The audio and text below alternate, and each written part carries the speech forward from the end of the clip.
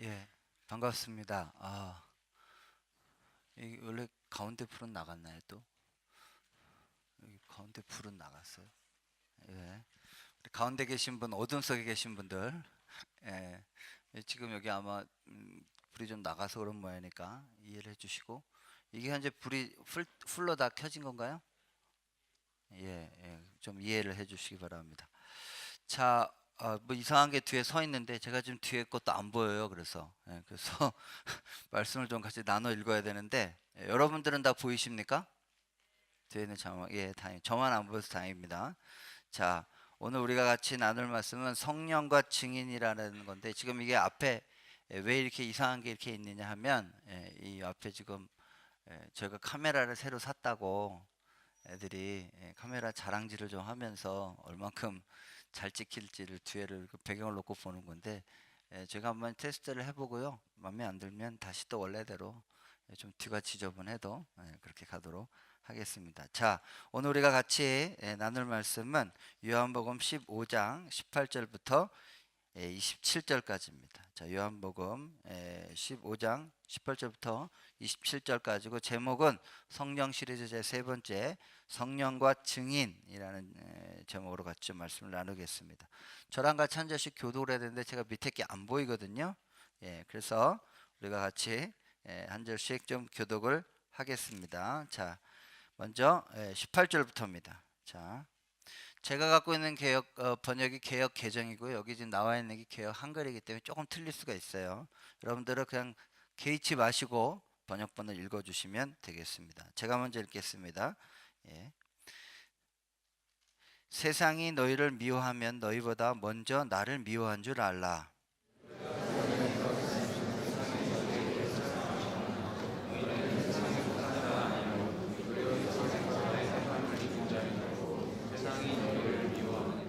내가 너희에게 종이 주인보다 더 크지 못하다 한 말을 기억하라. 사람들이 나를 박해하였은즉 너희도 박해할 것이요 내 말을 지켰은즉 너희 말도 지킬 것이라.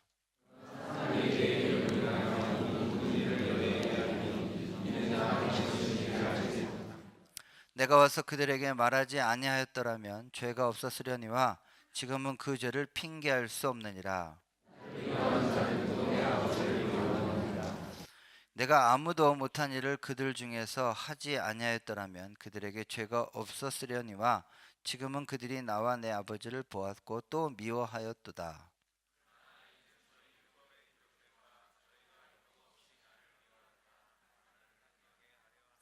내가 아버지께로부터 너희에게 보낼 보혜사 곧 아버지께로부터 나오시는 진리의 성령이 오실 때에 그가 나를 증언하실 것이요. 27절 같이 읽겠습니다. 너희도 처음부터 나와 있었으므로 증언하느니라. 아멘. 자, 오늘은 성령 시리즈 제 세 번째 시간입니다. 우리 좌우 옆에 계신 분들과 함께 서로 좀 이야기를 좀 서로 좀 얼굴 쳐다보면서 나누실까요? 오늘 당신을 이곳에서 봐서 더 반갑습니다. 한번 서로 좀 예, 예, 별로 안 반가우신 것 같아요. 자, 우리가 지금 교회에서 성령에 관한 이야기들을 성경을 베이직으로 해서 같이 이야기를 나누고 있는데, 오늘이 그 세 번째 시간입니다. 우리가 지난 시간까지의 이야기들을 종합해 보면 첫 번째, 이게 가장 중요한 본질이에요. 가장 중요한 것인데, 오늘날 너무나 잘못된 성령 사역에 관한 이야기들이 난무하기 때문에 오늘날 우리가 성령 사역에 대해서 오해를 하거나 때로는 잘못된 추구를 하고 있어서, 저희가 그러나 그렇다고 너무 극단적으로 성령 무형론으로 가면 교회가 생기가 없어요. 또 반대로 너무 극단적으로 뭐 성령에 관한 이야기들만 하면 그것은 교회가 엉뚱한 방향으로 흘러갈 수가 있어요. 저는 오늘 이곳에서 여러분들과 이 시리즈를 나누는 이유가, 성경에서 말한 올바른 성령님에 관해서 우리가 같이 알므로 그분이 이 교회 안에서 자유롭게 성경의 말씀대로 운행하셔서 이 교회가 성령이 주도하시고 성령이 이끌어 가시는 그런 풍성한 교회가 되기를 원합니다. 아멘이십니까? 그런 마음으로 우리가 이것들을 같이 시작을 했는데, 그러려면 가장 첫 번째, 가장 중요한 본질을 알고 있어야 되는데, 그 본질은 뭐냐?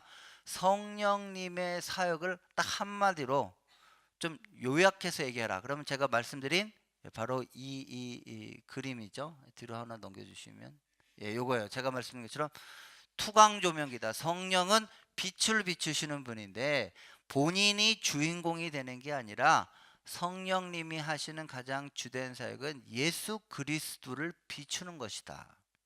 그래서 그분을 이렇게 드러나게 하는 것이다. 마치 우리가 이렇게 모래 같은 데 파묻혀 있을 때 이렇게 후 이렇게 불고 이렇게 하면 그 안에 있는 아름다운 금 같은 게 이렇게 막 나온, 우리 인디아나 존스 같은 거 보면 나오잖아요. 오, 막 이러면서 그런 걸 비춰주는 것처럼 우리 가운데 가려졌던 것들이 성령께서 그것들을 파헤치시고 조명하심으로 예수 그리스도를 더 비추는 사역이다. 그럼 예수 그리스도를 비춰서 뭐 하느냐? 그분을 비춰서 우리가 더욱 예수 그리스도 중심다운 삶, 예수님을 왕되게 하고 예수님의 말씀에 순종하고 예수님을 닮아가는 예수 그리스도 중심의 삶을 살아가는 능력을 부여해 주시는 그 역할을 하시는 분이 성령님이시다. 그래서 우리가 지금 성령에 관한 모든 이야기를 할 때 이게 가장 중요한 본질적인 주제예요. 이건 꼭 기억하셔야 돼요. 자, 그런데 거기에 왜 기도가 중요하냐?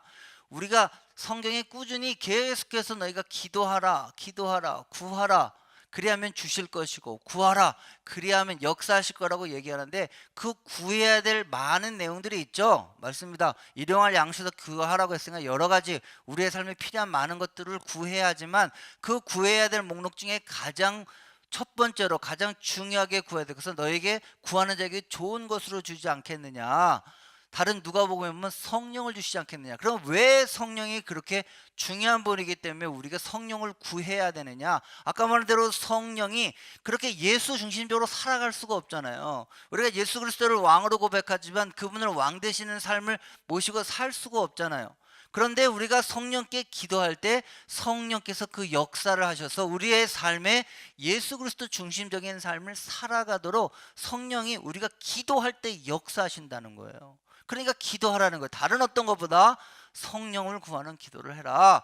성령이 나를 다시 한번 비춰주시도록. 그래서 오늘 우리가 찬양 가운데 했던 것처럼 진리의 말씀, 은혜의 강물, 성령의 바람 불어오도록 우리가 구해야 된다. 그래서 성령과 기도가 그만큼 중요한 것이다. 두 번째, 그러면 우리가 그렇게 기도할 때 성령께서 역사를 하시고 예수님을 투광하고 조명을 하시는데 어떤 방법으로 하시느냐? 그 방법이 바로 하나님의 말씀이다. 왜냐? 말씀 자체가 증거하기를 모든 성경은 하나님의 감동으로 된 것으로 성령으로 만들어진 거예요. 성경의 저자가 성령이에요. 그러면 성령이 하시는 역할이 예수님을 조명한다는 거잖아요. 그러면 성경의 모든 주제가 뭐예요? 다 예수님이잖아요. 구약은 오실 메시아에 대한 약속이고 신약은 오신 메시아에 대한 약속이에요. 모든 성경의 스토리의 내용의 주제가 예수님이에요. 그럼 성령의 역사가 딱딱딱 맞죠. 이게 성경에서 말하는 성령의 역할이에요. 즉 성령은 오늘도 말씀이라는 방편을 사용해서 오늘 우리들에게 예수 그리스도를 우리의 삶의 주인공으로, 우리의 삶의 주인으로 비추는 역할을 성경을 통해서 하신단 말이에요. 그러니까 우리가 성경을 떠나서는 예수님을 바로 바라볼 수가 없어요. 이게 우리가 지난주에 제가 이걸 급해갖고 까먹었는데 이 결정적인 증거가 있어요. 자, 요한복음 보겠습니다. 요한복음. 자, 요한복음 뒤라는 넘겨 주시면 요한복음 20장 30절 31절 한번 다 같이 읽겠습니다. 자, 시작.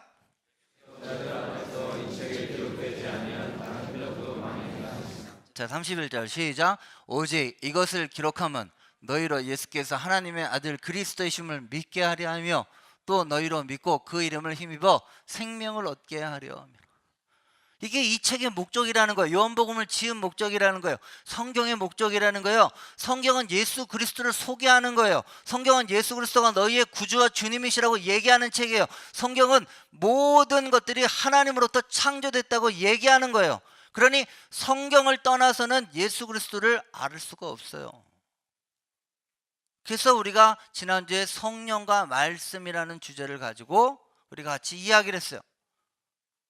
자, 그렇다면 오늘 이제 세 번째입니다. 세 번째 뭐냐? 그러면 이제 두 가지를 얘기했어요. 목사님 말씀을 정리하면 그래요. 성령님이 예수님을 이렇게 조명하시는 건데 우리가 기도할 때 조명을 하시는, 기도를 해야 되네요. 성령을 구하는 기도를 해야 돼요. 그리고 성령을 구하는 기도를 할 때 결국 성령은 말씀이라는 것을 사용해서 우리에게 예수 그리스도를 계속 비추시는 사역을 하는 거예요. 그럼 거기서 이제 한 가지 더 나아가서 그렇게 성령께서 꾸준히 말씀을 통해서 예수 그리스도를 비췄어요. 그래서 우리가 자꾸 예수 중심적으로 삶을 살 수 있는 능력을 부여해 주세요. 그럼 우리의 삶에 열매가 맺힐 거 아니에요. 성령께서 맺히게 하는 그 열매가 뭐냐는 거예요. 왜? 오늘 요한복음 15장에 나와 있는 성령에 관한 세 번째 약속의 키워드가 열매라는 단어가 계속 반복해서 나오고 있기 때문에. 자, 과연 그렇다면 이제 그럼 이렇게 말씀을 도구로 삼아서 우리들에게 예수 그리스도 중심으로 살아가는 삶을 살 수 있게 해주면 우리의 삶에서 어떤 열매가 맺히느냐, 과연 우리는 어떤 그리스도인이 되느냐, 성령 충만함을 받아 성령의 능력을 받고 성령의 기름 부으심 받는 하나님의 사람들이 될 때 과연 우리는 어떤 열매를 맺느냐 하는 거예요. 그것이 오늘 크게 두 가지인데, 오늘 첫 번째를 얘기하고 다음 주에 그 다음 시리즈 때 두 번째를 얘기하겠어요. 둘 다 연관이 있어요. 제가 이걸 뒤에서 얘기를 하겠습니다. 자, 그 세 번째가 오늘 나와 있는 게 예수님이 직접 밝히신 이 성령연에 관한 세 번째 약속에 나오는 게 오늘 본문에 나와 있는 요한복음 15장에 관한 얘기입니다. 저는 오늘 여러분들과 함께 과연 성령이 충만하고 성령의 기름 부심을 받는 성령에 사로잡힌 사람들의 삶은 어떤 모습인지를 좀 밝힘으로 인해서 저와 여러분들이 이번 한 주간에 정말로 그런 성령님이 여러분의 삶에 기름 부으심으로 말미암아 삶의 열매를 맺는 풍성한 한 주간의 삶이 되시기를 주의 이름으로 축원합니다. 우리 옆에 분 쳐다보면서 한번 이렇게 이야기하겠습니다. 옆에 분 쳐다보세요. 쳐다보시고 이번 한 주간 성령으로 말미암아 풍성한 열매를 맺히시기 바랍니다. 이번 가뜩이나 한가위인데 풍성한 한가위에 딴 건 몰라도 오히려 우리는 성령의 열매를 좀 맺는 한 주간의 삶이 되게 한다. 왜 제가 오늘 이런 얘기를 하냐면 요한복음 이제 15장에 여러분 성경책을 피세요. 성경책을 피시고, 혹시 성경책이 없으시면 어플을 피시고 좀 펴시고 보세요. 요한복음 15장에 가면 내용의 분위기가 바뀌기 때문에 그래요. 자, 앞에 요한복음 14장의 시작은 뭐부터 시작했다고 얘기했죠? 예수님이 자꾸 간다니까 제자들이 두려워하고 불안해하니까 제자들을 위로하는 가운데서 내가 가는 게 너에게 더 유익이야. 왜? 내가 가야 성령님이라는 분이 또 다른 어나더 보혜사가 오시기 때문에 그것이 너에게 더 유익이야 하면서 제자들을 예수님이 떠나신 거에 대한 안심시키는 장면이 요한복음 14장의 내용이었어요. 이제 요한복음 15장의 내용으로 넘어가면 제자들이 일단 예수님이 이렇게 말씀하신 것 때문에 안심을 한 것 같아요. 알았어요. 이제 언더스탠드가 됐어요. 그런데 이제 요한복음 15장의 내용의 주제는 뭐냐? 남겨짐, 리메이닝에 관한 주제입니다. 즉 뭐냐? 예수님이 떠나시고 그 후에 성령님이 정말 그들에게 오셔서 보혜사로서 그들의 삶을 도와주신다면 과연 예수님이 다시 재림하셔서 오실 때까지 그 중간에 예수님이 부재하신 상황, 그리고 또 다른 보혜사인 성령과 동행하는 삶을 어떻게 살아야 하느냐, 어떻게 살아야 예수 그리스도가 다시 재림하실 때, 왜냐하면 제자들 입장에서는 내가 좀 갔다가 좀 있으면 다시 오겠다 그랬으니까 그 사이에 성령님이 너희들을 다 도와주신다고 얘기한 거잖아요. 그럼 그렇게 성령과 함께 이 땅에서 예수님이 다시 재림하실 때까지 과연 어떤 삶을 살아야 마땅한가, 그리고 어떻게 살아야 우리는 이 땅에서 열매 맺는 삶을 살 수 있는가 하는 내용을 집중적으로 다루는 게 요한복음 15장의 내용이에요. 그래서 요한복음 15장을 좀 이렇게 비유를 하면 어떻게 되냐, 여러분이 잘 알다시피 요한복음 15장에 무슨 내용이 있어요? 나는 포도나무여 너희는 가지니, 이런 주옥 같은 게 나와 있잖아요.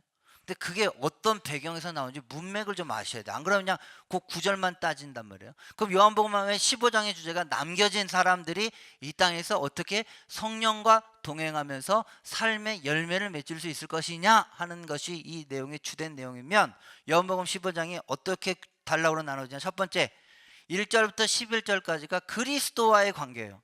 예수님과의 관계. 두 번째 12절부터 17절까지가 동료 그리스도인과의 관계고요. 18절부터 25절 오늘 본문이 세상과의 관계예요. 그리고 마지막에 26, 27절에 드디어 예수님이 세 번째 성령에 관한 약속을 하시면서 그렇게 우리가 세상과의 관계를 할 때 성령님이 어떻게 도우시는지에 대해서 이야기를 하는 게 오늘 본문의 내용이에요. 자, 그러면 제가 오늘 18절부터 25절까지만 읽었지만 요한복음 15장 1절부터 한번 가보겠습니다. 자, 요한복음 1장, 아까 말한 15장 1절부터 11절까지가 예수님과의 관계인데 그 관계는 딱 한 가지예요. 한마디로 뭐냐? 예수님과 연합해야 된다는 거예요. 그게 삶의 열매를 맺는 거예요. 그러니까 예수님이 다시 재림하시기 전까지 뭐 해야 된다? 보혜사 성령님 옆에 꼭 붙어 있어야 된다. 그게 너가 이 땅에서 하나님의 백성답게 열매를 맺는 방법이다 라고 예수님이 딱 얘기했어요. 예수님과의 관계. 자, 그걸 대표적으로 나오는 게 3절부터 5절입니다 한번 다 같이 한번 읽어보겠습니다. 여러분 성경 보시고 요한복음 15장 3절부터 5절입니다 한번 읽겠습니다. 시작. 너희는 내가 일러준 말로 이미 깨끗하여졌으니 내 안에 거하라. 나도 너희 안에 거하리라.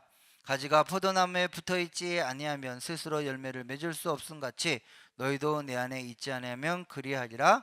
나는 포도나무요 너희는 가지니 그가 내 안에 내가 그 안에 거하면 사람이 열매를 많이 맺나니 나를 떠나서는 너희가 아무것도 할 수 없습니다. 이게 여기 메인 주제 구절이에요. 여기 한번 찬찬히 볼게요. 자, 보세요. 3절에 너희는 내가 일러준 말로 이미 깨끗하였으니 이건 무슨 말이에요?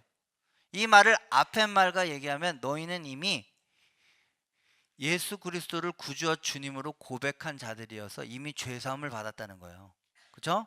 왜냐? 지금 이 얘기를 따지면 시간상 앞서가는 거예요. 예수님이 지금 십자가에 달려서 아직 십자가에 달려서 죽으시고 부활하지 않으셨어요.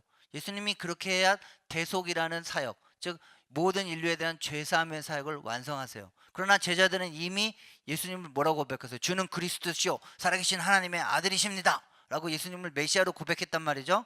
그렇기 때문에 예수님을 주로 고백한 자들은 이미 깨끗하여져서 너희 안에 성령이 들어갈 수 있는 조건이 되었다는 것이죠. 그러나 아직은 오지 않았어요. 내가 죽어야 하고 가야지만 그분이 오실 거예요. 그러나 너희는 그런 조건을 다 갖춰줬다는 거예요. 그러니 이제부터 이 땅에 남아서 성령과 동행하는 삶을 살 때 너희가 꼭 해야 되는 건 뭐냐? 너희 안에 거, 내가 너희 안에 거, 너희가 내 안에 거한다는 말은 보혜사 성령이 우리 안에 있으시잖아요. 근데 그 보혜사는 누구의 대용이에요? 예수님을 철저하게 비춰주고 그분을 투사하는 조연 역할을 하시는 분이죠. 그러니까 너희가 내 안에 거한다는 말은 너희가 성령 안에 거하라는 거예요. 성령과 함께 동행하는 삶을 살라는 거예요. 연합하라는 거예요. 그래야지 어떻게 돼요? 열매를 많이 맺어요. 여기 아까 말한 대로 포인트가 뭐라고요? 열매요. 뒤에 가면 계속 열매라는 단어가 15장 내에 계속 반복해서 나와요. 그래서 5절에 보면 뭐라고 했어요? 예, 밑에 보면 그래서 붙어있지는 스스로 열매를 맺을 수 없음같이 너희도 내 안에 있지 않으면 그야. 그럼 여기에 말하는 내 안이라는 건 누구예요? 성령님을 말씀하시는 거죠. 보혜사 성령과 함께 동행하는 삶을 살죠. 열매 맺는 삶을. 예수님이 다시 재림하실 그날까지 열매 맺는 삶을 기대하기가 어렵다는 거예요. 그래서 예수님이 유명한 자기 선언하시죠. 나는 포도나무여 너희는 가지니 그가 내 안에 내가 그 안에 거하면 사람이 열매를 많이 맺. 또 열매 나오죠.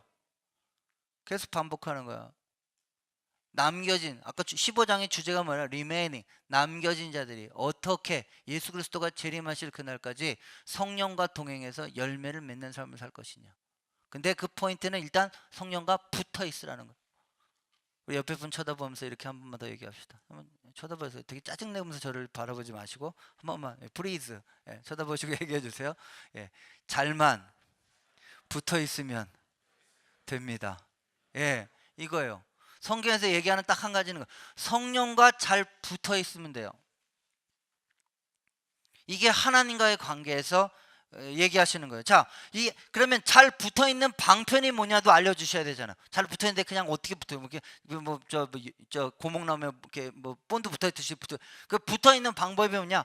또 똑같이 방법을 하는 거예요. 기도가 하나님과 성령과 붙어있는 방편이라는 거예요. 다 뒤에 7절 보세요. 7절 제가 7절 읽어드릴게요. 너희가 내 안에 거하고 내 말이 너희 안에 거하면 앞에 거 그대로 반복했죠. 맞습니까? 무엇이든지 원하는 대로 구하라. 그리하면 이루리라. 밑에 8절 너희가 열매를 많이 맺으면 내 아버지께 영광을 받으실 것이요 너희는 내 제자가 되리라. 이렇게 나와 있죠? 맞습니까? 그러면 이 말은 어디에 반복이냐? 앞에 요한복음 14장 13절로 가보세요. 자, 요한복음 14장 13절 가보세요. 거기 한번 13장 14절 한번 읽겠습니다. 시작.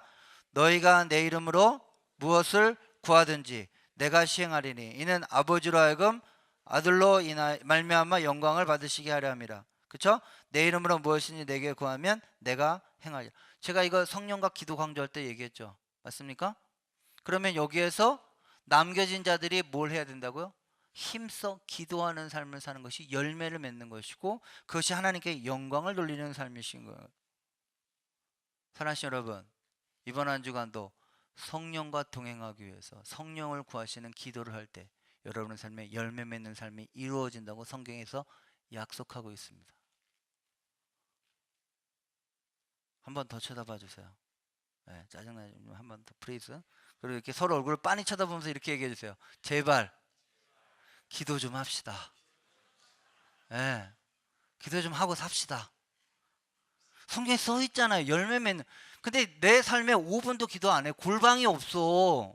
밥 먹을 때 하는 기도가 전부야. 그런데 어떻게 열매를 바라냐고요. 어떻게 능력을 바라냐고요.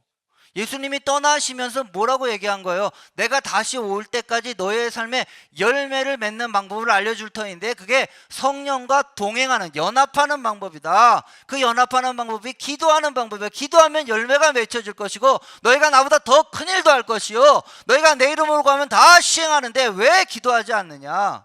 기도가 방편이라고 얘기하죠. 자, 그 다음에 밑에 또 하나 방편이 뭐예요? 자, 밑에 나와 있는 것처럼 10절입니다. 10절 다 같이 읽겠습니다. 시작.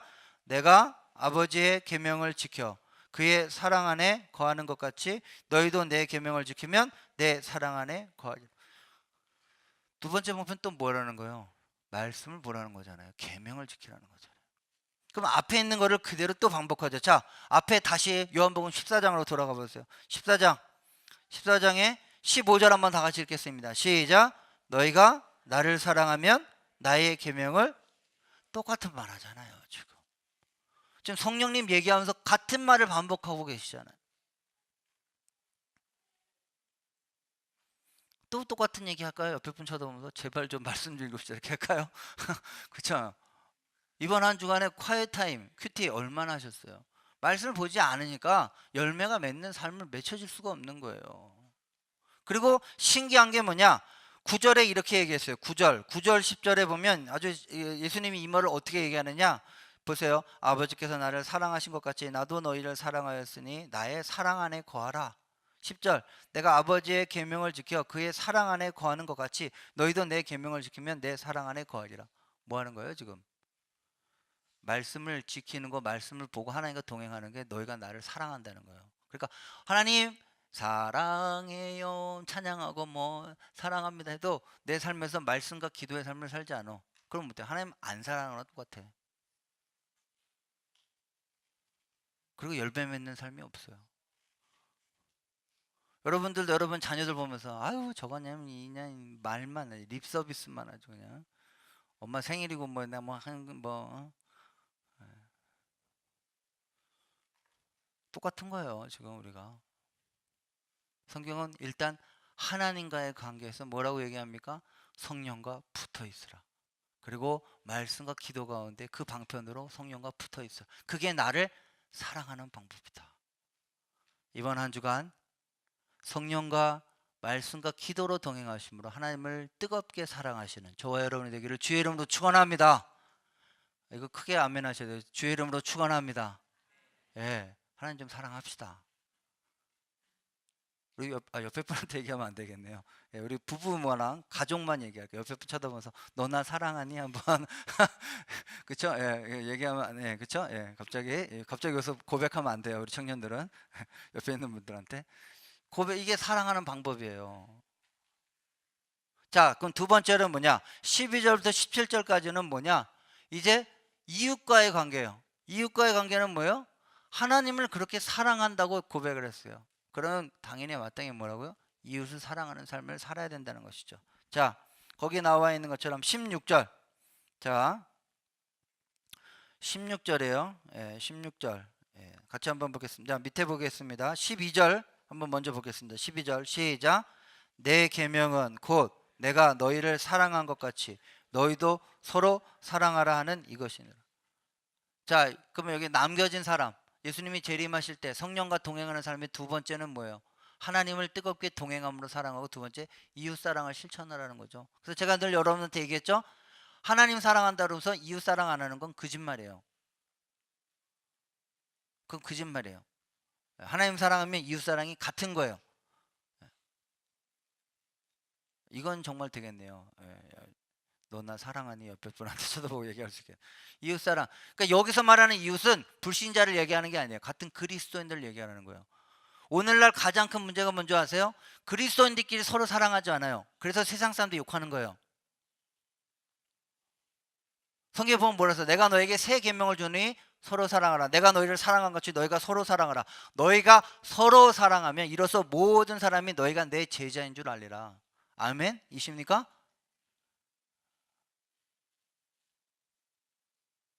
옆에 분 쳐다보세요. 한번 다시 한번 쳐다보면서 이렇게 얘기하세요. 미안합니다. 한번 이렇게 얘기하세요. 그렇죠? 예, 안 사랑해서 미안하죠? 서로 사랑하셔야 돼요. 성경에서 말하는 열매 맺는 삶은 뭐냐? 불신자는 제껴두고도 그리스도인들께 서로 사랑하는 삶을 보여줘야 돼요. 성경은 우리에게 분명하게 두 가지를 얘기합니다. 자, 이제 성령에 대한 세 번째 이야기가 나오는 게, 이 세 번째 이제 세상과의 관계를 이야기할 때 나와요. 자, 그러면 아까 말한 대로 18절부터 세상과의 관계에 대해서 이야기를 합니다. 먼저 18절부터 25절까지는 앞에 나와 있는 그리스도인의 관계와 전혀 다르게 너희는 세상과 갈등을 하게 될 것이다 라고 이야기를 하고 있어요. 자, 그 갈등할 수 있는 이유에 대해서 이야기를 합니다. 즉 다시 얘기하면 한마디로 본질적으로 세상이 그의 제자들을 미워하게 될 것이라고 얘기하는 거예요. 제자도의 본질적인 것은 바로 세상과의 갈등에서 제자들이 비싼 값을 치르게 될 것이다. 누구든지 예수를 따르기로 선택한 자는 예수가 경험했고 또 앞으로 겪게 될 그런 갈등을 제자들도 겪을 각오를 해야 된다라고 얘기하면서 세상이 제자들을 미워하는 이유는 크게 세 가지라고 했어요. 첫 번째, 19절 보겠습니다. 19절. 제자들이 세상에 속해 있지 않았기 때문입니다. 자, 19절 제가 읽어드릴게요. 너희가 세상에 속하였다면 세상이 자기의 것을 사랑할 것이나 너희는 세상에 속한 자가 아니요 도리어 내가 너희를 세상에서 택하였기 때문에 세상이 너희를 미워하느니라. 자, 세상과의 갈등의 첫 번째 관계는 뭐냐? 일단 세상과 기독교인이 본질적으로 다른 존재예요. 여기 특히 이 헬라어 원문은 비현실적인 조건문. 우리도 왜 영어로 보면 if 뭐 어쩌고저쩌고 하면 내가 만약에 뭐 새가 됐다라면 뭐 이러면서 여러분 얘기하잖아요. 그렇죠? 그런 것처럼 비현실적인 조건문이에요. 일부러 그렇게 썼어요. 그러니까 실제로 이미 세상에 속하지 않았기 때문에 이 가정은 이루어질 수가 없어요. 그런데 비현실 조건문을 쓰는 이유는 뭐예요? 더욱더 어떤 희망을 간절하게 위해서 더욱더 뒷부분을 강조하기 위한 것처럼 지금 19절도 이 비현실적인 조건문을 써서 너희가 정말로 만에 하나라도 세상에 정말 속한 존재라면 절대 너희는 세상에 미움을 받지 않을 것이다. 그러나 너희는 이미 세상에 속한 자가 아니요 나의 택함을 받아 나에게 속한 자가 되었기 때문에 너희는 세상에서 미움을 받는 것이 당연하다. 자, 첫 번째로 예수님이 그렇게 얘기했어요. 자, 두 번째, 제자들이 세상의 종이 아니라 예수님이 종이기 때문에 그래요. 자, 20절 보세요. 내가 너희에게 종이 주인보다 더 크지 못하다 한 말을 기억하라. 사람들이 나를 박해하였은즉 너희도 박해할 것이요 내 말을 지키었은즉 너희 말도 지킬 것이라. 이게 무슨 말이에요? 방금 위에 보면 예수님이 그 요한복음 12장에 나는 너희를 더 이상 종이라고 부르지 않고 친구라고 부르겠다 이렇게 했는데 갑자기 왜 다시 종으로 왔어요? 이 말은 뭐냐? 이거는 종과 주인과의 관계를 통해서 크기를 비유하는 거예요. 크기. 그러니까 예수님이 주인이고 제자들이 종이라면 주인도 그렇게 대접을 했으면 하물며 종이냐 이런 걸 이 하물며 논법으로 쓰는 거예요. 무슨 말인지 아시겠죠? 그러니까 주인인 나도 세상에서 존귀하게 여기지 않고 나를 함부로 대하고 박해하고 나를 죽이려고 시도를 했거늘 하물며 나에게 속한, 여기서 속한 자라는 뜻이에요. 근데 그거를 다른 말로 종이라고 얘기한 거예요. 더 명확히 표현하기 위해서. 나에게 속한 너희들을, 주인도 이렇게 함부로 대했거늘 너희들은 뭐 껌이다, 너희들은 당연히 더 박해한다 라고 이야기를 하기 위해서 지금 주인과 종의 비유를 든 것뿐이에요. 자, 마지막으로 세 번째로 우리가 세상과 갈등 관계를 얻어야 될 것들은 뭐냐? 세상과 관계를 얻은, 세상의 제자들을 미워하는, 한마디로 무지 때문이에요. 자, 21절 보겠습니다. 그러나 사람들이 내 이름으로 말미암아 이 모든 일을 너에게 하리니 이는 나를 보내신 이를 알지 못함이라. 세상이 박해하는 이유, 세상과 갈등하는 나를 알지 못한대요. 근데 이 알지 못한다는 게 그냥 I don't know 하는 그게 아니라 이거를 성경적으로, 신학적으로 호전적 무지라고 해요. 호전적 무지라는 말은 뭐냐? 그저 모른다는 뜻이 아니라 믿지 아니한다, 섬기지 아니한다 라는 뜻에 더 가깝습니다. 즉 뭐냐? 그들은 하나님을 진짜 모를 뿐더러 알고 싶지도 않고, 하나님과 인격적인 관계에 들어가고 싶지도 않고, 하나님을 의지적으로 배척하고 밀어내는 단계를 여기에 말하는 호전적 무지예요. 그래서 제자들이 세상과 배척 관계를 갖게 될 것이라고 이야기를 합니다. 자, 그런데 그걸 뭐라 하냐? 그 호전적 무지를 성경에서 뭐라고 하느냐? 자, 22절 보세요. 내가 와서 그들에게 말하지 않았던 죄가 없었으려니와 지금은 그 죄를 핑계할 수 없느니라. 자, 성경에서는 그렇게 예수 그리스도를 의지적으로 밀어내는 행위를 죄라고 얘기해요. 알고 싶지 않아. 난 예수께 속하고 싶지 않아. 난 내 마음대로 살고 싶어. 내가 주인이야. 왜 예수가 뭔데 나를 간섭해? 이렇게 얘기하는 것 자체가 호전적 무지예요. 아, 나 별로 알고 싶지 않다고. 그리고 나중에서 나 그런 거 정말 몰랐어요. 이렇게 핑계 대봐야 소용이 없다는 거예요. 그건 호전적 무지로 죄라는 거예요, 성경에서. 그래서 그 죄를 말미암아 이렇게 나왔어요. 자, 그래서 25절에 보면 이렇게 나왔어요. 그러나 이들은 그들의 율법에 기록된 바 그들이 이유 없이 나를 미워했다는 말을 응하게 하려 합니다. 이건 성경 구절을 인용한 건데, 이거 시편의 인용이기도 하면서 동시에 이사야서예요. 자, 그러면 요한복음에서 요한복음 11장까지를 보통 11장까지를 뭐라고 얘기하냐면, 실제로 그 말 가운데 요한복음을 크게 1부와 2부로 나눠요. 그럼 1부는 뭐냐? 예수님을 배척한 사건에 대한 결론이 요한복음 12장에 나와 있어요. 한번 보겠습니다. 자, 요한복음 12장 한번 다 같이 읽겠습니다. 자, 시작.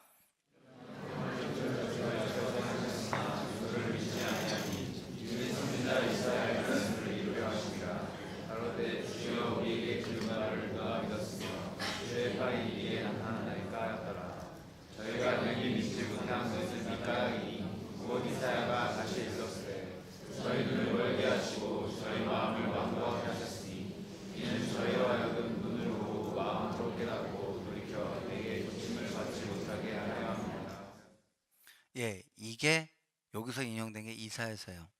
요게 바로 호전적 무지라는 거예요. 요게 바로 호전적 무지예요. 완악하게 해서 일부러 그렇게 하겠다는 거예요. 이게 세상과의 관계예요. 그래서 아무튼 세상은 이 세 가지 이유로 우리와 제자들과 하나님을 믿는 자들과 긴장관계, 배척관계가 될 것이다 라고 얘기해요. 자, 이런 배척관계에서 성령이 우리에게 어떤 역할을 해주시냐는 거예요. 여기에 세 번째 성령의 역할론이 나오는 게 오늘 26장 26절 27절이에요. 자, 이런 관계의 맥락을 보시고 앞에 하나님과의 관계, 그리스도인 사이의 관계, 세상과의 관계를 보고 거기에서 특별하게 이런 세상과의 긴장관계, 배척관계에서 성령이 하시는 역할이 뭐냐? 자, 26절 한번 다 같이 읽어보겠습니다. 시작. 한번 읽어주세요. 시작.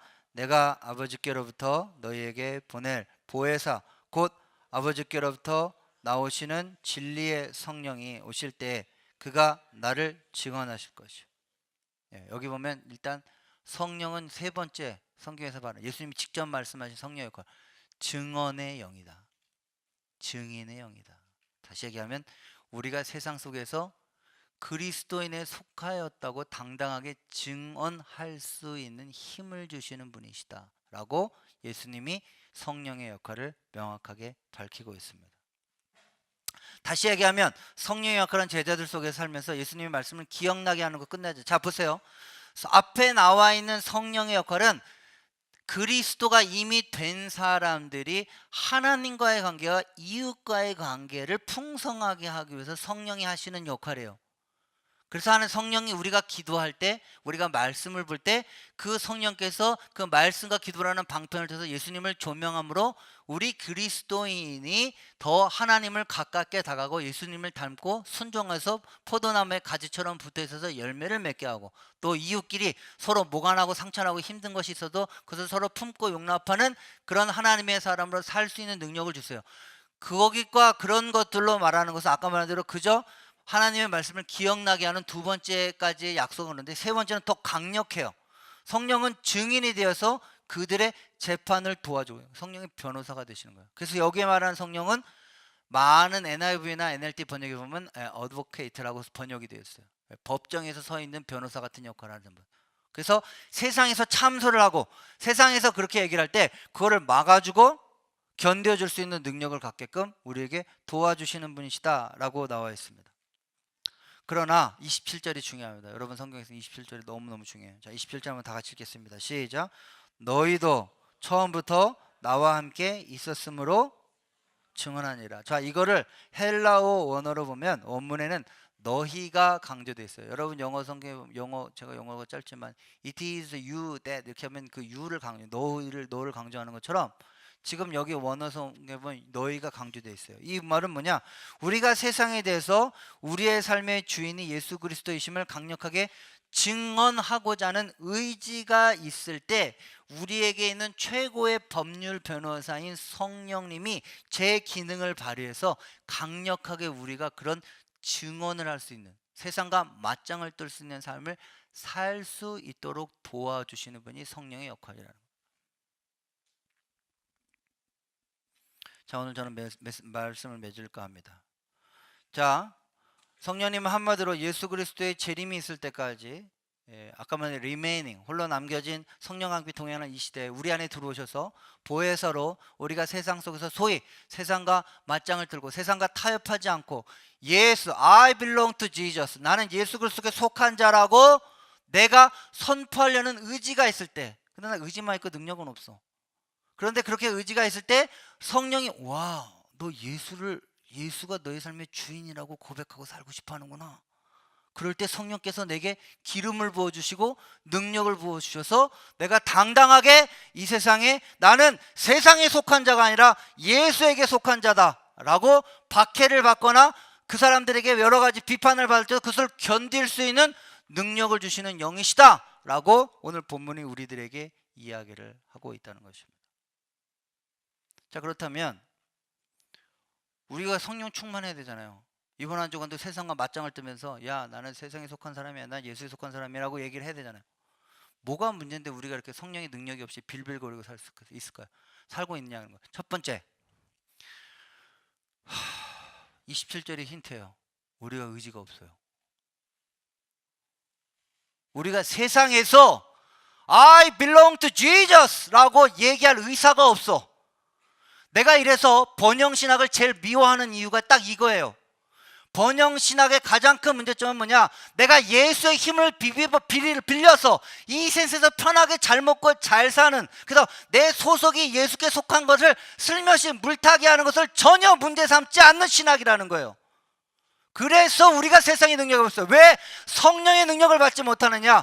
내 삶의 자세가 세상과 맞짱을 뜰 마음이 없어. 내가 세상의 박해를 견뎌내고 내가 예수의 능력으로 성령의 능력을 힘입어서 내가 너희가 구별된 자라는 선포할 마음이 없어. 그러니까 성령이 역사할 수가 없어. 왜? 아까 27절에도 보면 너희가라는 의지가 중요하다고 그랬어. 근데 내가 자꾸 세상에 빌부터 살려고 그래. 세상 속에서 편하게 살려고 그래. 그것도 예수의 힘을 빌려서 세상에서 출세하고 성공하고 살려고 그래. 어떻게 성령이 역사하시겠어요?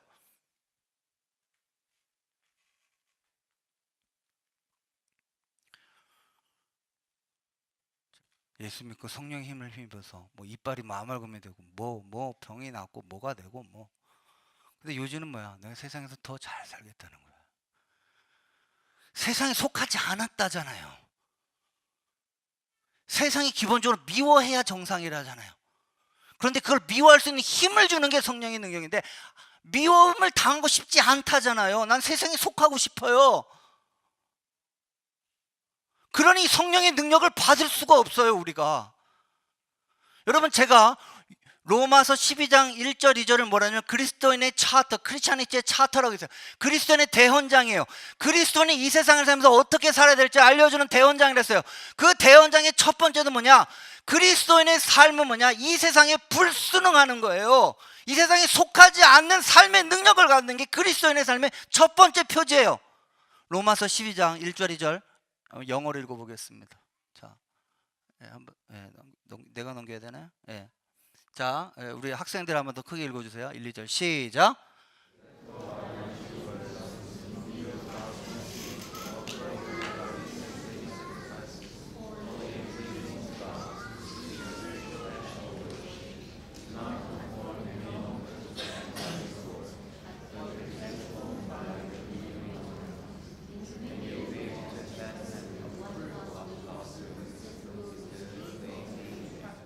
자, 여기 보면 뭐라 했어요? To offer your bodies as living sacrifice. 재물은 죽이는 게 정상이에요. 근데 재물이 살아있어요. 뭐예요? 살아도 죽은 것처럼 살라는 거예요, 세상에선. 그래서 내가 이제 그리스도와 함께 십자가에 못 박혔네. 그런즉 내가 산 것이 아니요 오직 내 안에 그리스도께서 사신 것이라. 세상과 구별되어 살 때 성령이 기름 부어 주십니다. 아멘이십니까? 다시 한번 크게 하십시오. 세상과 구별되어 삶을 살려고 하는 의지가 있을 때 성령께서 여러분에게 기름 부어 능력을 주실 것입니다. 아멘이십니까? 두 번째 뭐라고 나와있어요? Do not conform any longer to the pattern of this world. 여기 말하는 conform은 원래 말은 주물에 찍다예요. 붕어빵 만들 때 찍는 거예요. 여러분 붕어빵에다가 그 붕어 말라고, 붕어 맛이 아니군요. 붕어 모양이 나오고 그 다음에 그 단팥빵 같은 거는 거기에다 넣으면 그렇게 동그란 빵이 나오는 건데 그 주물을 얘기해요. 근데 any longer the pattern of this world. 이 세상 세속에서 얘기하는 돈이 세상의 전부야. 성공해야 돼. 출세해야 돼. 돈 갖고 있는 게 제일 편한 거야. 야, 그렇게 살 필요 없어. 돈 갖고 갑질해 라고 하는 그 세상의 패턴에 더 이상 줌을 찍히듯이 찍히지 말고 뭐라고 나왔어요? But be transformed by the renewing of you. 너의 마음을 새롭게 하는, 이 마음을 새롭게 해서 세상과 맞짱을 뜨는, 나는 I belong to Jesus. 내 삶의 주인은 오직 예수 그리스도고 돈이 이 세상의 전부가 아니며 다가올 저 세상이 있으며 이 세상은 이웃과 나눠야 되는 삶이라는 것을 내가 주장하고 살 때 성령의 기름을 부어주셔서 여러분들이 그런 능력이 있는 삶을 살 수 있도록 도와주신다는 것입니다. 아멘이십니까?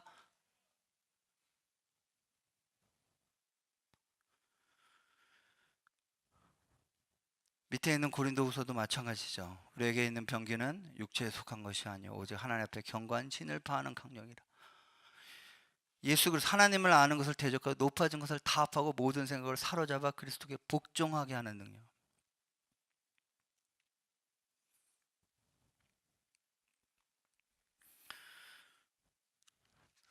중요한 건 우리의 의지를 다시 한번 새롭게 하셔야 됩니다.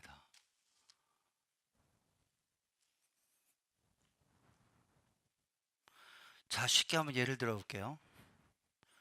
제자들의 예를 들어 보겠습니다. 걔네들도 우리랑 똑같았어요. 여러분, 처음에 예수님이 메시아 된다니까 제자들이 어떻게 했어요? 그 힘을 힘입어서 예수님 오른편 좌편 우편에 앉아달라고 엄마까지 불러다가 치맛바람 일으켜가지고, 그죠? 그러니까 제자들도 그 전만 해도 어떻게 돼요? 예수님이 메시아 되면 우리랑 똑같아요. 예수님 덕분에 잘 살고 잘 먹는 거였어요. 그런데 어떻게 돼요?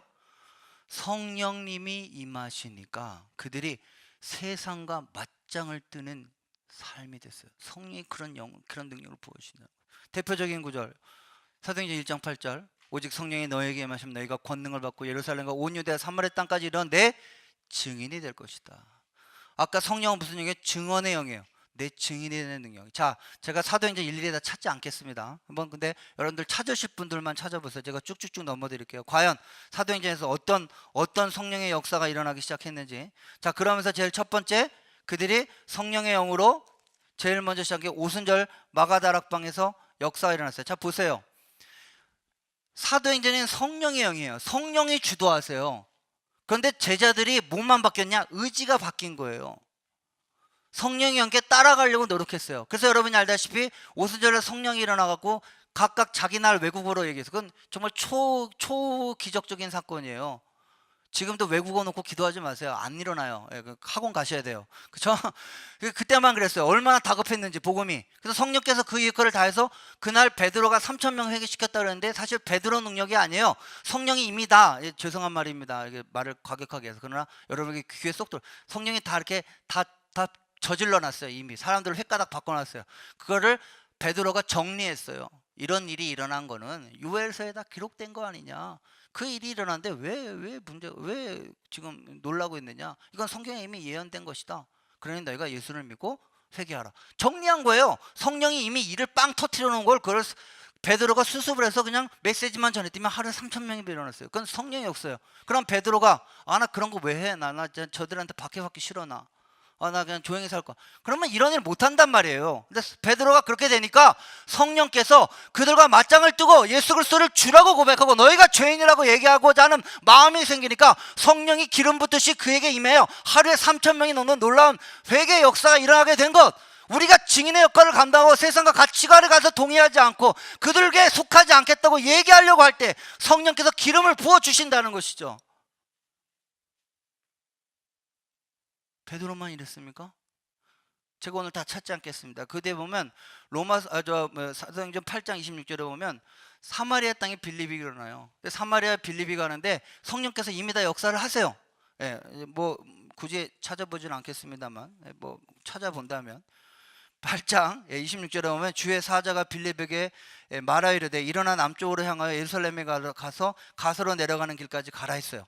성령께서 이미 주도하셨어요. 성령께서 복음의 증인으로 사용하려고 했어요. 그런데 이게 실제로 예루살렘에서 가사까지 가려면 72km를 걸어가야 돼요.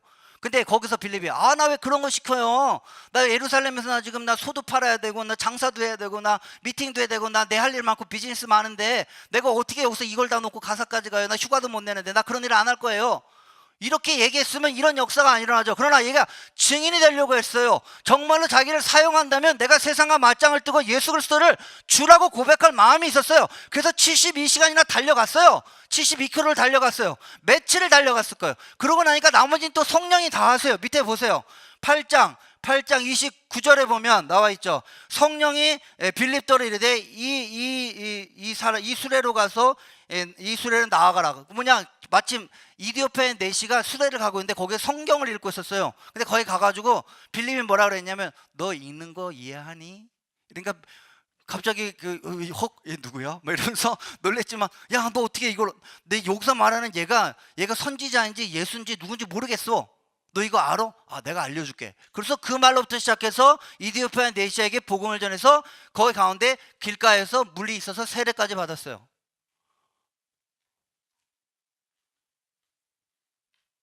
누구 작품이에요? 성령이 하시는 거예요.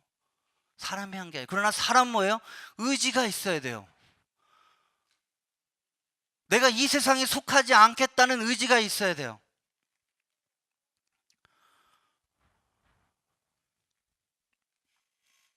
뒤에도 마찬가지예요. 베드로와 고넬료. 그 뒤에 안디옥 교회 다 성령의 역사인데 거기에 사람들이 사용됐어요. 제가 왜 번영신학을 괜히 트렌드에서, 번영신학의 가장 기본적인 것은 성령을 작동시킬 수 없어요. 기독교인이 이 땅에서 살아가는, 아까 말했던 remaining, 남겨진 자들에게 주어주시는 능력 있는 삶은 결국 성령과 동행하는 삶인데, 우리가 성령과 동행하지 못하도록 우리를 만들어요. 오늘날 21세기의 거짓 교사들이에요. 당당하게 세상과 맞짱 뜨시는 이번 한 주간 되시기를 주의 이름으로 축원합니다. 여러분이 그런 마음을 가질 때 성령께서 여러분의 기름 부어 주실 것입니다. 여러분에게 여기에 똑같이 사도행전과 똑같이 때로는 여러분의 말을 주어질 것이고 생각나게 할 것이고 인도할 것이고 세상 속에서 그리스도인답게 살아갈 수 있는 능력을 부여해 주실 줄로 믿습니다.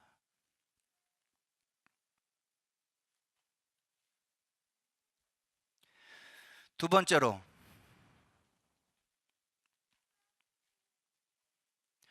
이렇게 가치관이 바뀌려면 그럼 어떻게 돼요? 아까 다시 처음으로 가셔야죠. 하나님과 연합하셔야 된다고. 내가 세상에 I belong to Jesus를 외치려면 적어도 내가 하나님과 교제를 해야죠. 포도나무가 가지에 붙어있어서 열매를 맺혀야죠. 담대하게 돼야죠. 그래야 내가 세상에 가서도 성령의 능력으로 내가 예수 그리스도의 사람이라고 고백할 수 있는 것이죠. 예수님이 그러면 왜 굳이 하나님과 관계, 이웃과의 관계, 세상과의 관계를 해놓고 마지막에 성령의 역사를 했는지 이제 요한복음 15장의 문맥이 이해 가십니까? 그렇게 남겨진 자가 먼저 first 하나님 예수 그리스도 앞에 포도나무 가지처럼 붙어있는 것처럼 그분께 순종하고 그분의 말씀을 듣고 그분과 연합하여 하늘의 능력을 부여받고 기도로 말미암아 능력을 부여받고 말씀을 통해서 하나님의 계시를 부여받고 그 힘으로 내 이웃과 화평하게 살면서 거기서 나와 있는 힘이 바로 세상을 대적하는 힘으로 연결되기 때문이죠. 그런데 오늘날 그리스도인은 어떻게 하세요? 하나님과 전혀 관계가 없죠. 여기 와서 예배에서 말씀 듣는 게 전부죠. 그런데 내 삶에 연합은 전혀 없고, 그리고 세상 사람들이 아니라 그리스도인들끼리 서로 치고받고 싸우면서 세상 사람 가서 내가 예수 그리스도에 속한 사람이라고 얘기하려니 능력이 있나? 없죠.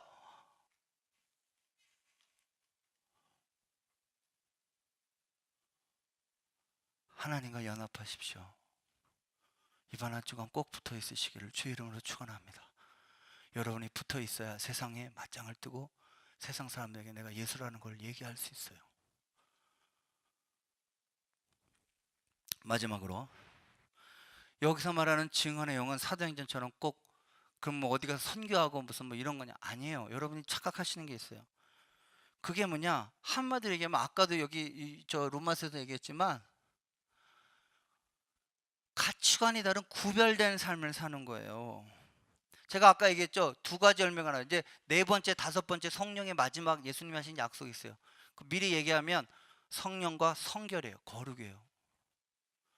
우리가 성령을 중심으로 살아가면 나타나는 삶의 열매는 증인된 삶과 세상과 맞짱뜨는 증인된 삶과 더불어서 내 삶의 성품이 변화되는 성령의 역사예요. 그래서 갈라디아서 5장 10절에 이거 다음 주 설교로 미루는 것 같아요. 5장 10절에 보면 오직 성령의 열매는 뭐예요? 사랑과 희락과 합성과 오래 참음과 자비 양성과 충성과 온유와 절제니 이 같은 것을 금지할 법이 없느니라. 성령이 맺히는 열매는 우리의 삶의 성품의 열매고 거룩의 열매예요. 성결의 영이에요. 그분이. 그런데 이 증언된 삶과 그 성결과 공통된 뿌리가 있어요. 뭐냐? 그게 뭐냐? 구별된 삶인 거예요. 내가 세상에 속하지 않았기 때문에 예수가 왕이라고 당당히 얘기해야 되는 거예요. 그리고 내가 이 세상에 속하지 않았기 때문에 이 세상에 속한 삶대로 그런 패턴대로 살지 않기 때문에 자연스럽게 내 삶에서 예수 그리스도의 열매인 성결과 거룩의 열매가 맺히는 거예요. 둘 다 똑같은 거예요. 열매는 두 가지만 뿌리는 한 가지예요. 그건 뭐냐? 철저하게 기독교에는 세상과 구분된 삶을 살 수 있도록 의지를 가지셔야 돼요. 그때 성령께서 기름을 부어주시면 때로는 밖에 나가서 선교도 하고 전교도 하며 예수가 내 삶의 왕이라고 얘기할 수 있는 것이고, 때로는 내 주변 사람들에게 세상의 문제들과 돈 문제 여러 가지에 타협하지 않고 그 사람들에게 예수 믿는 사람은 삶의 방식이 다르다라고 내가 얘기할 수 있는 그 능력, 그걸 성령이 부어주신다는 겁니다. 아멘이십니까?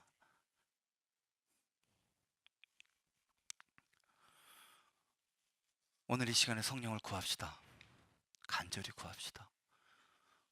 어떻게 구하냐? 성령님, 내게 임하여 주셔서 내가 세상과 맞짱 뜰 수 있는 힘을 주십시오.